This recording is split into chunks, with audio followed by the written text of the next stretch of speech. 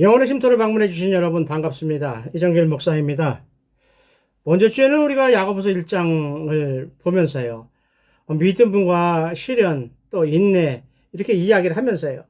시험주에 있는 성도들을 격려를 했지요. 야고보서가. 그리고 또 하나는 이론적으로만 지식적으로만 예수를 알라고 하고 또 예배를 드리는데 형식적으로 그냥 거룩한 척 형식적으로만 하는 것이 신앙생활이다라고 잘못 생각하고 있는 사람들을 그건 잘못된 거야 라고 가르쳐 줬죠. 그러면서 진정으로 구원받은 백성, 그리스도인이라면 어떻게 살아야 하는지 그 올바른 모습을 예수님이 하신 말씀을 인용해서 가르치는 것이 야고보서다라는 말씀을 드렸습니다. 따라서 진정으로 살아있는 믿음은 무엇이냐? 시험을 만났을 때 화내지 말고 넘어지지 말고 오히려 기뻐할 수 있어야 한다라고 강조하는 것이 야고보서였습니다. 그러면서 시험 속에 들어있는, 그러니까 시험을 통과했을 때 하나님이 주시는 복을 무엇이나 살펴보았지요. 아이러니하게도 시험을 하나님은 자기가 사랑하는 성도들을 강하고 담대하게 또 믿음에 성숙하게 세우시기 위해서 주신 것이라고 이야기를 했어요. 따라서 야고보 사도는 시험을 만나거든 온전히 기쁘게 여기라라고 말은 하고 있지만 우리가 그 말씀을 받아들이기가 그렇게 쉽지는 않지요. 그런데 반대급부가 있잖아요. 뭔가 보상이 있어요. 선물이 있어요. 이겨내야 하는 이유가요. 그 시험을 통해서 통해서 받게 될 하나님이 베푸시는 복이 있을 것이다 라고 말씀하시기 때문이죠. 그래서 시험은 성도들이 덕을 온전하게 이루게 되는 기회가 되며 자기가 가지고 있는 믿음이 진짠가 가짠가 아니면 미흡한가 아니면 아예 퇴짜 맞을 믿음인가를 체크할 수 있는 좋은 기회가 될 수 있다. 좋은 기회로 삼아야 한다라는 말씀을 드렸습니다. 오늘은요, 두 번째로 시험이 오는 원인과 결과를 살펴보겠습니다. 참 제가 늘 이야기하는 패턴이지만 오늘 말씀을 드리기 전에 한번 생각해 볼 것이 있어요. 당시 유대교는요, 지금 야고보서를 기록하는 그 당시의 배경을 생각해 보는 거예요. 하나님의 말씀을 아주 가볍게 여겼어요. 우습게 여겼어요. 경시했어요, 한마디로. 그리고 자기들이 생각하는 바리새인의 전통이 최고로 생각했어요. 최고로 생각했어요. 그 70인 선해드린 공회에 또 종교 지도자들이 최고인 걸로 착각하고 있었어요. 하나님을 우습게 여기죠. 예수님의 팔복 대신에 7화를 보면 하나님에게 책망 정도가 아니라 저주받을 바리새인들의 행동이 나오듯이 그렇게 엉망진창으로 살던 때였다는 것이죠. 형식적인 의식에 묶여서 하나님의 은혜를 전혀 누리지 못했죠. 하나님의 말씀을 받아들이지 않으니까 말씀해 주시는 역사도 일어나지 않았어요. 그런 상황에서도 하나님께서는 당신이 사랑하는 선택한 백성들을 위해서 예수 그리스도를 보내셔서 십자가를 통해서 구원하시기로 작정하셨다는 것이 성경이 이야기하는 큰 줄기의 기본적인 것이거든요. 가장 중요한 것이거든요. 그런 은혜를 부활장이라고 우리가 부르는 고린도전서 15장을 보면 사도 바울이 이렇게 고백을 하죠. 내가 받은 것을 먼저 너에게 전하였다. 이는 성경대로 그리스도께서 우리 죄를 위하여 죽으시고 장사 지낸 바 되셨다가 또 성경대로 사흘 만에 다시 살아나사 베드로와 12제자와 500의 형제와 자기에게 보이셨다라고 십자가를 증거하고 있어요. 거기에 왜 성경대로란 말이 예뻐시 들어갈까요? 이미 구약 성경에서 예언했던 바 그대로 이루어지고 있다라는 것을 강조하는 말씀이거든요. 표현이거든요. 그냥 말하기 좋아서 한 얘기가 아니라 성경대로라는 말은 이미 하나님께서 만세전에 우리에게 선포하셨던 약속하셨던 선지자를 통해서 예언하셨던 그대로 이루어졌다라는 것을 표현하는 말로 받아주셨으면 좋겠습니다. 한마디로 메시아 예수 그리스도가 행하신 모든 일을 우리가 복음이라고 두 글자로 이야기하는 복음이라고 하는 그것을 이야기하는 것이죠. 그리고 오순절 성령 강림 사건으로 교회가 처음으로 이제 세워져요. 그럼 그 전에 있는 건 뭐예요? 유대교 회당이라 그랬잖아요. 유대교 회당. 회당이 뭐죠? 전에 우리가 바벨론 70년 이야기를 늘 제가 얘기했지만 예수님을 십자가에 매달고 그 저주받아서 예수님 돌아가시고 40년 뒤에 AD 70년에 로마 제국 티투스 장군의 공격을 받아서 예루살렘 성전, 예루살렘 성벽, 예루살렘 왕궁 모두 다 콩가루가 돼서 다 없어졌잖아요. 예배드릴 장소가 성전이 없으니까 예배를 못 드려요. 제사를 못 드려요. 그리고 제사를 집전할, 예배할, 인도할 사두개인이 다 죽었어요. 그러면 사두개인 없으면 바리새인이 드리면 되지, 이렇게 이야기할 수 있지요. 그러나 철두철미한 그들은 그렇게 안 하지요. 모세 때부터요. 모세가 최고의 지도자잖아요. 하나님이 세우신 최고의 지도자 모세도요. 자기의 입으로 사용할 아론, 자기 형 아론을 대제사장 세우고 모든 제사의 집전을 아론한테 맡길 정도로 그 위치가 참 중요했거든요. 사두개인이 전멸을 당하고 나니까 예배를 인도할 사람이 없으니까 그들은 예배를 드릴 수 없어서 회당이라는 곳을 만들어서 말씀 있고 탈무드 같은 거 좋은 말씀 주고받는 정도로 넘어가는 유대교, 기독교가 없을 때죠. 그때 하나님이 우리를 위해서 교회를 세워주셨다는 것이죠. 예수님을 머리로 하는, 그리고 예수님을 믿는 성도들을 몸으로 하는 그 공동체가 바로 교회죠. 그런데 그 교회에서 예배드리고 응원해 있고 해야 할 성도들이 스데반 집사 순교 사건으로 인해서 온 세상으로 흩어져 도망가서 살 수밖에 없게 되었어요. 그러니 예배 드리는 건커녕요, 예수님이 말씀하셨던 말씀조차 듣지 못하는, 영혼의 꼬리를 먹지 못하는 상황이 되어버렸다는 것이죠. 그게 뭘 의미해요? 지금 기껏 은혜 입어서 예수님 믿어서 그리스도인이 되었지만 이제 아무 은혜를 입을 기회가 없으니 다시 유대교로 돌아갈 수밖에 없죠. 그들의 생활 패턴이 어제까지 유대교 습성 그대로, 유대교가 암송하던 구절 그대로, 유대교에 주셨던 18가지 기도문 그대로는 다 알지만 예수님에게 드리는, 교회에서 드리는 예배에 대해서는 전혀 모르기 때문에 누군가는 가르쳐줘야 하는데 어떻게 했을까요? 그래서 예수님을 보고 들은 사람이 몇 명이나 되었나 한번 생각해 봤습니다. 성경을 찾아봤죠.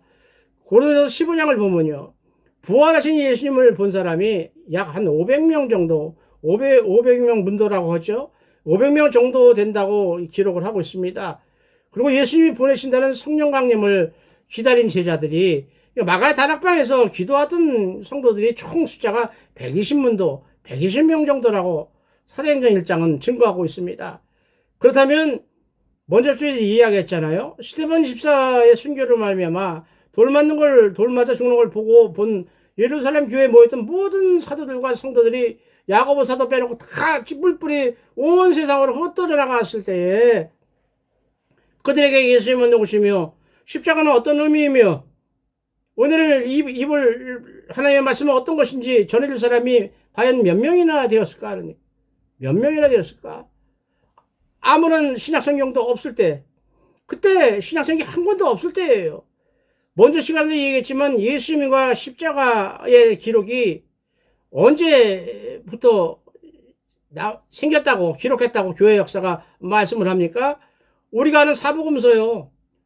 마태, 마가, 누가, 요한복음, 이 사복음서 예수님이 승천하신 후 30년이 지난 AD 60년부터 기록되기 시작했어요. 더구나 요한복음은 예수님이 승천하고 60년이 지난 AD 90년에 기록되었어요. 이러한 말씀은 예수님이 승천하신 후부터 복음서가 기록되기까지 약 30년 동안의 공백이 생길 수밖에 없었다. 하나님과 인간의 은혜가 끊어질 수밖에 없었다. 다행히도요, AD 40년부터 45년 사이에 기록됐다고 성경학자들은 이야기하지만 예수님 돌아가시고 몇 년 안 돼서 예수님의 친동생이었던 야고보 사도를 통해서 이 야고보서를 기록하게 하셔요.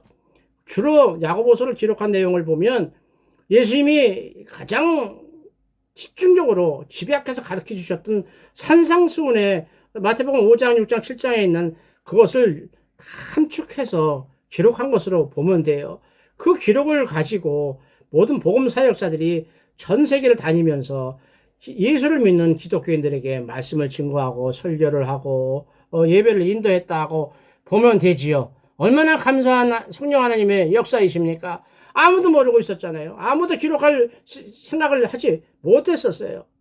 이런 상황을 그러면 이해가 안 되잖아요. 아니 지금 우리가 성경이 얼마나 많은데 성경도 뭐 몇 가지 있고, 뭐, 미국 말로 된 것도 있고, 헬라 말로 된 것도 있고, 독일 말로 된 것도 있고, 우리는 아주 말씀의 홍수예요. 아주 풍성하게 지금 살고 있어요. 그때 당시에는 구약 성경도 가진 사람이 없었어요. 그냥 아는 정도, 암성구절 정도예요. 인쇄기가 있었어요. 뭐 등사기가 있었어요. 인쇄소가 있었어요. 일일이 그 방대한 기록을 파피루스라고 하는 그 나무 그 줄기 깎은 거 거기다가 일일이 붓글씨 같은 걸로 일일이 기록한 것이 구약성경인데요. 얼마나 부피가 컸겠어요. 그걸 또 일일이 쓴 그 품삯이 얼만데요. 돈 없는 사람들이 그걸 소유할 수도 없었고 팔고 살 만큼 많은 양도 없을 때였었거든요. 그래서 구전이라고 얘기했잖아요. 구전.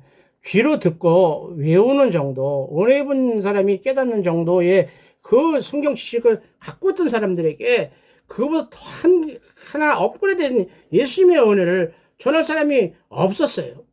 야고보서가 예수님 스타일로 그걸 다 기록해서 전했다. 영적 진리를 깨달을 수 있는 기회를 제공했다. 참 큰일을 했었죠. 그래서 종교개혁 때 일로 이걸 설명해야 이해가 돼요. 왜 야고보서를 기록을 해야 됐을까? 야고보서가 그렇게 중요했을까? 그거보다 훨씬 더 재밌고 유익하고 충만한 기록들이 사복음서, 사도행전, 로마서 이런 것들이 얼마나 많은데 이 목사는 굳이 야고보서를 또 강조하고 있는가? 몇 페이지 되지도 않는 거? 이렇게 우리가 착각하고 오해할 수 있기 때문에 이 종교개혁 때 일어났던 상황을 설명을 한번 드리려고 하는 거예요. 천년이라는 길고 긴 세월, 천주교가 독재 정권을 했던 부패하고 말았어요. 결국은 인간의 역사에서 독재, 또 오래 혼자 힘을 쓰고 있으면 부패하게 마련이에요. 인간의 역사들이 증명하고 있어요. 그러듯이 하나님의 말씀을 소홀히 하고 형식적인 의식, 교구마다 걷어들이는 헌금의 액수에 많고 조금 난 부자 교구를 차지할 거야. 난 사제, 신부 이런 자리 다툼에 얼룩져서 부패한 로마 카톨릭에서요. 하나님의 자기의 백성을 구원하시려고 하나님은 종교개혁을 허락하셨어요. 우리가 좋게 얘기해서 종교개혁이지 뭐예요? 교회 분열이거든요. 그것을 하나님이 허락하신 거예요. 허락하셨어요. 그런데 막상 종교개혁을 성공시키고 나니까 어떤 현상이 벌어져요? 할렐루야! 드디어 하나님의 은혜가 임했네. 그러고 예수님에 대해서 달달달달 누가 설교를 하고 다 공부 가르치고 교리가 이때까지 믿었던 구원의 교리가 잘못된 거예요. 천주교가 믿던 삼위오체, 성부, 성자, 성령, 교황, 마리아, 성모 마리아 5개가 똑같다고 하나님과 동격으로 인간인 교황과 마리아를 칭송했던 그거 잘못된 거가 아니라 삼위일체만 믿어야 돼. 구원의 교리는 이렇게 되는 거야. 예수님은 이런 거야. 성령님은 이런 거야. 이걸 가르칠 사람이 없다는 것이죠. 왜요?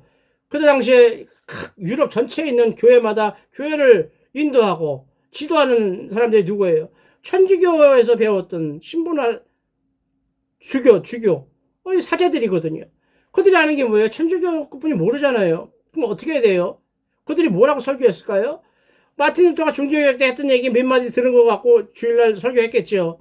오후 예배는 뭘로 설교를 해요? 옛날에 했던 걸로 또 했겠죠. 아는 게 그것뿐이 없으니까요.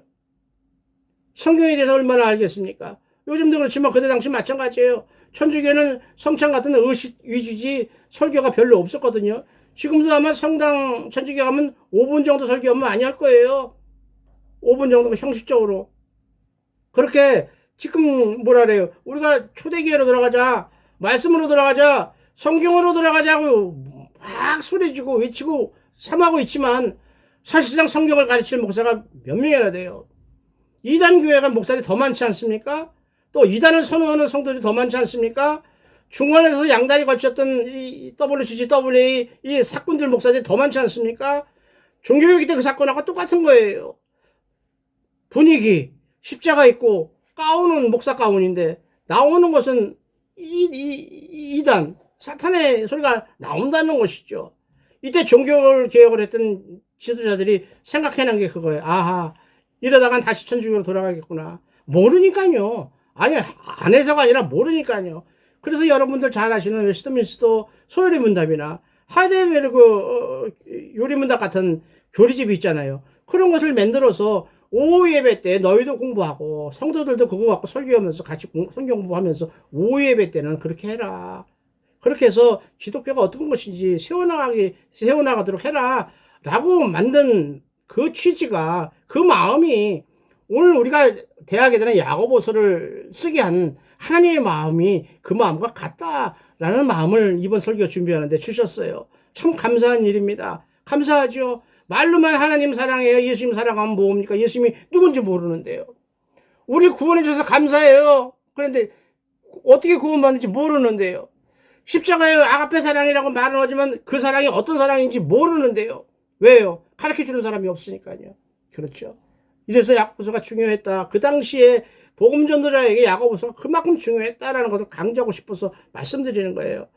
결국 사도들이 썼던 기록한 마태복음, 마가복음, 누가복음, 요한복음, 사복음서가 나오기 전에 그 사복음서가 나올 것을 미리 아는 것처럼 미리 다 요약을 해서 그리스도인들이 지켜야만 하는 예수님이 말씀하신 산상순을 인용해서 요약한 것이 야고보서다. 따라서 사역자들에게 그걸 조금 몇 페이지 안 되니까요. 그걸 들려보내서 예수님을 널리 전할 수 있도록 예수님의 말씀에 오늘의 있기를 아주 간구하는 흩어져 있는 12지파 성도들에게 다 가르쳐주는 것을 쓴 것이 야고보서다. 목회적 관점이 더 크지요. 신학적인 관점보다 목회적인 성도를 양을 사랑하는 그 마인드로 쓴 것이 야고보서다. 근데 이건 꼭 지켜야만 돼. 그렇죠. 이것도 이야기하고 저것도 이야기하는 것이라 이거는 꼭 지켜야만 되는 거야. 그게 구원받은 성도의 참모습이야. 그게 나타나지 않는다면 다시 회개해야 돼. 라고 강하게 가르치는 것이 야고보서라고 보시면 되겠습니다. 오늘 우리가 살펴볼 본문은 시험이 오는 근거를 말씀하고 있어요. 시험이라는 것이요. 보이지 않는 인간의 마음속에서 발생하는 죄를 짓고 싶어하는 죄성이 충동질을 하는 거예요. 야, 그거 괜찮아. 어제도 했잖아. 딴 분들도 다 하고 있는데 뭐 그걸 죄라고 꼭 그렇게 확 그렇게 얘기하냐. 융통성 있게 확 맥혔냐. 그래? 그러면 그 정도까지는 해도 될까? 이러한 죄를 짓게 하는 죄성, 사탄의 충동이 올라온다는 것이죠. 그게 어디서 나와요? 결국은 인간의 욕심으로 시작하는 거예요. 욕심이 없었으면 견물생심이라고 그러잖아요. 도둑놈들이 왜 도둑질을 할까요? 봤기 때문에 갖고 싶어서 도둑질하는 거거든요. 모르면 도둑질을 할 생각을 했겠어요? 똑같은 이야기라는 거예요. 이 욕심이요. 우리들은 시험을 당하게끔 우리 심령을 흔들어 놓고 그 결과 삶이 파국으로 치닫게 만들고 결국 하나님이 원하지 않는, 하나님 제일 싫어하시는 삶을 살게 만들어 버린다는 것이죠. 따라서 그 결과가 어떻게 나요? 하나님을 떠난 사람, 하나님께 버림받은 아주 험한 삶으로, 비참한 삶으로 전락된다는 것을 말씀하고 있습니다. 12절을 보면요. 시험을 참는 자는 복이 있나니 이는 시련을 견뎌낸 자가 주께서 자기를 사랑하는 자들에게 약속하신 생명의 멸류관을 얻을 것이기 때문이다 라고 이야기하고 있어요. 한마디로 시험을 참는 자는 하나님이 주시는 것이 기대가 되기 때문에 기쁘면 기쁘다는 얘기죠. 먼저 저도 얘기했죠. 아니 시험이 뭘 기뻐요? 그런데 뭔가 약속이 있잖아요. 보상이 있잖아요. 기다리는 것이 있잖아요. 내가 이것을 통과하면 얻을 수 있는 것이 있다 그러면 우리 연약한 인간은, 죄성이 있는 인간은 더 열심히 하거든요. 그것도 감사한 일이에요. 예를 들어서요. 뭐 사도 바울이 인용한 것을 여기서 인용한 것 같아요. 로마서에서 인용한 것이 사도 바울이 야고보서 인용한 거랑 같아요. 운동선수 이야기예요. 운동선수들이 이 훈련하는 거 보면요. 무서울 정도죠. 특히 복싱 선수들 체중 감량하는 약을 못 먹잖아요. 안 먹고 물도 안 먹고 며칠씩 막 굶고 막 그러더라고요.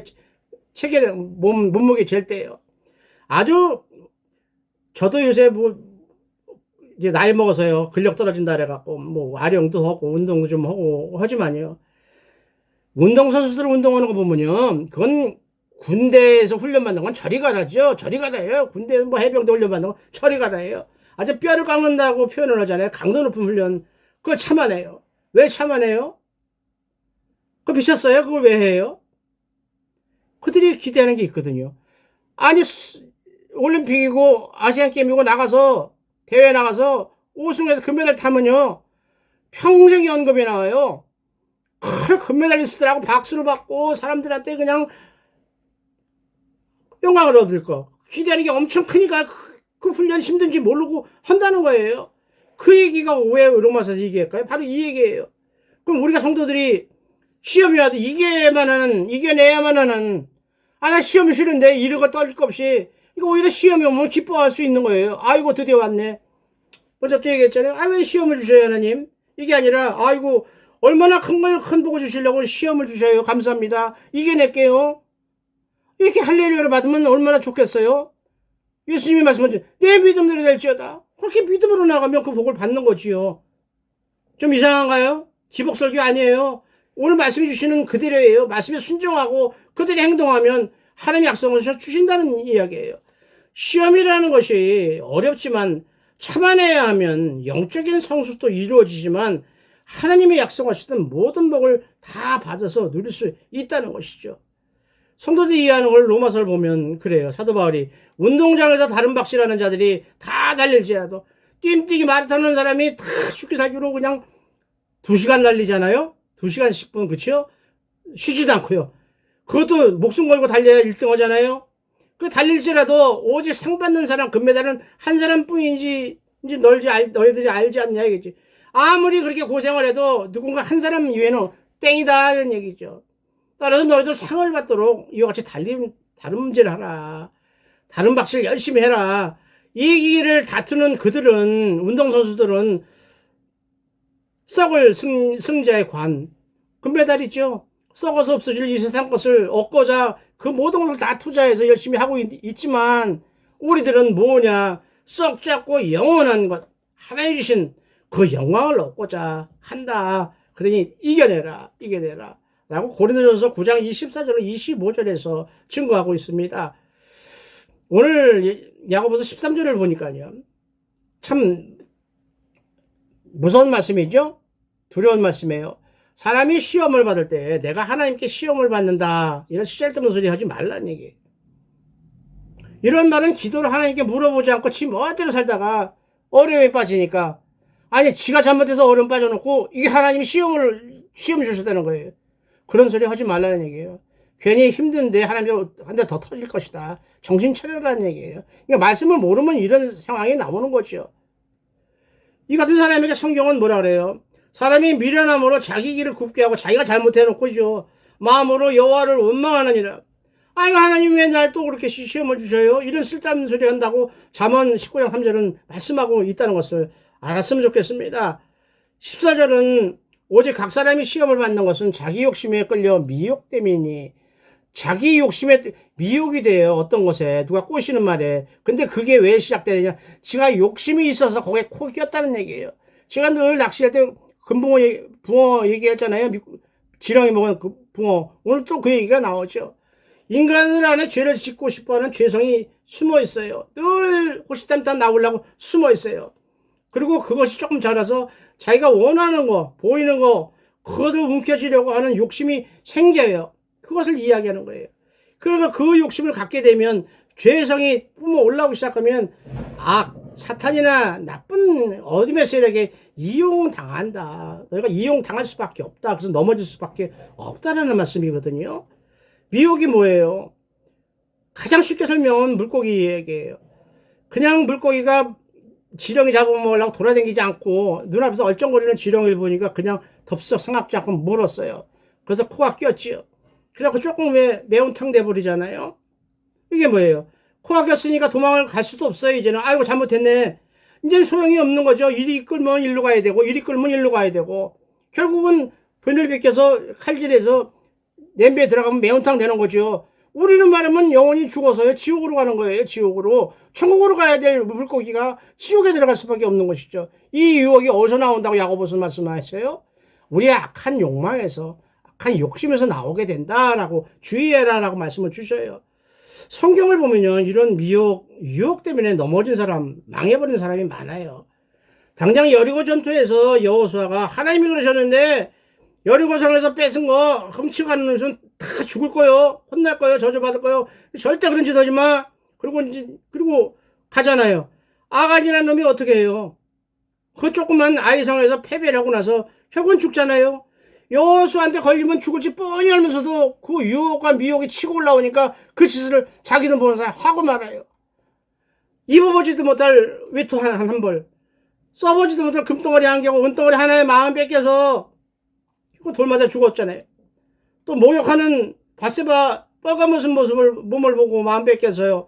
간음과 살인을 한꺼번에 해버린 다윗, 그가 노년에 당했던 봉, 얼음 또 만만치 않습니다. 엄청납니다. 그래서 제가 늘 회개할 때 부르는 찬송가가 있었어요. 복음성가요. 오늘 여러분을 위해서 들려드리려고 연습을 했는데요. 조금 그래서요. 제가 녹음을 했어요. 한번 들어보세요. 발걸음은 언제나 하거든요. 이걸 들으시면요. 인간이 얼마나 연약한 존재인지, 우리는 강하다고 얘기했지만 얼마나 연약한 존재인지 알게 될 거예요.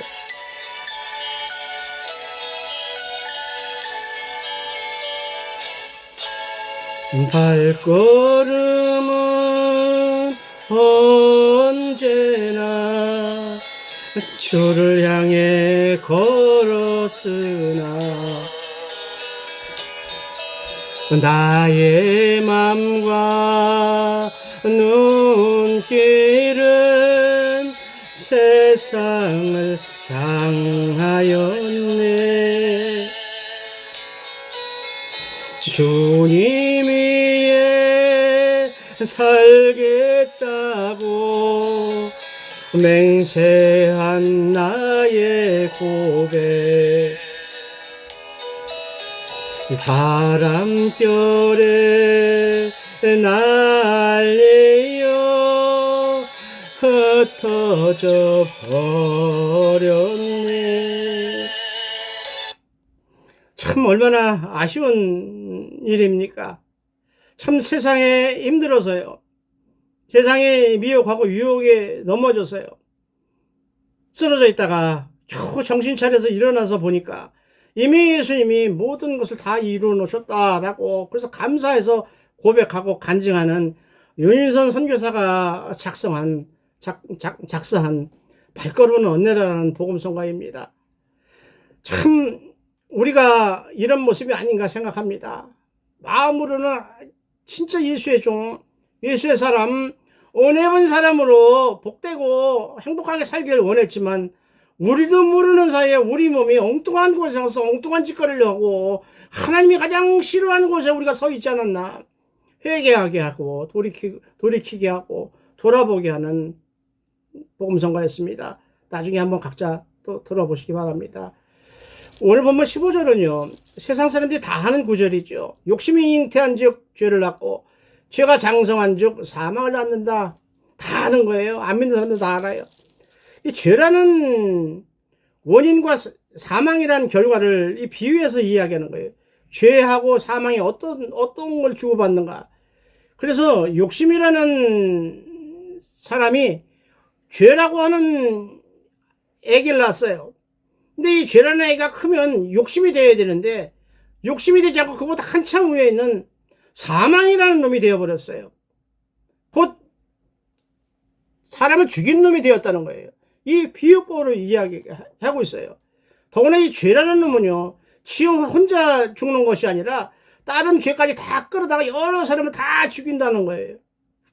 그래서 전에는 우리도 다 그 가운데에서 우리 육체의 욕심을 따라 지내며 육체와 마음에 원하는 것을 하여 다른 일과 같이 본질상 진노의 자녀였다. 본질상 하나님이 진노하실 만한 저주받을 만한 그런 사람 중에 하나였었다라고 에베소서 2장 3절은 선포하고 있습니다. 결국 예수 그리스도를 떠난 사람들은 인생은요, 죄와 사망이라는 놈에게 묶여서 살 수밖에 없는, 죽음으로 갈 수밖에 없다는 것을 우리가 야고보서 오늘 본문을 통해서 깨달을 수 있는 은혜가 있기를 원합니다. 11절로 18절을 보면요, 15절에서 이야기한 거랑 반대예요. 15절은 욕심이 죄를 낳고 죄가 장성해서 사망을 낳는다고 아주 무서운 말씀을 했지만 우리를 구해주는 말씀이에요. 18절은요, 그러한 사망에서 하나님의 뜻에 따라 진리의 말씀으로, 곧 예수 그리스도의 말씀으로 우리를 낳았다. 영원한 생명으로 인도했다. 하나님의 백성으로 만드셨다. 받아들이셨다. 쉽게 풀면 사망에서 생명으로 옮겨 놓으셨다라는 하나님의 말씀 안에서요, 죄와 사망에서 승리해서 영원토록 하나님께 인정받는 믿음의 명문가정을 이루시는 여러분들 다 되시기를 예수님의 이름으로 축복을 드립니다. 아멘입니다. 감사합니다. 다음 주에 뵙겠습니다.